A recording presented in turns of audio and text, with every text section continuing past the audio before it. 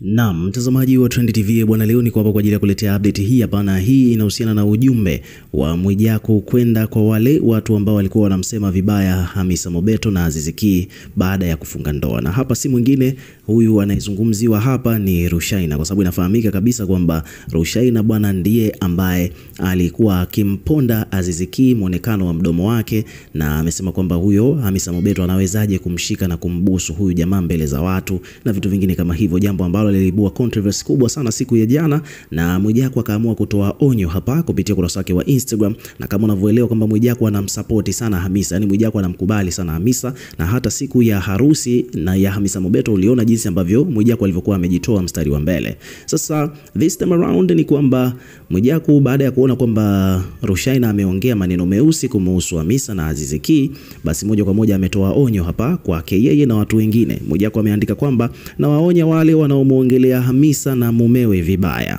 muacheni na maisha yake dada yangu, na wajua na nawapa onyo kali sana, nitawafanya jambo ambalo jamii itashangaa, na waonya.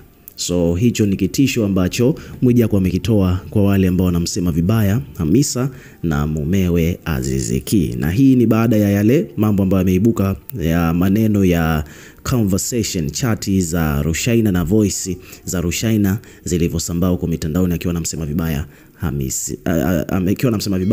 Aziz Ki ambaye ni mume wa Hamisa Mobeto. Ukiwa kama mdau, una kipi cha kuzungumza kuhusiana na hili? Weka maoni yako katika comment section, tutakuwa tukisoma na kureplay kila comment, na pia hakikisha una subscribe kwa ajili ya kupata update zaidi.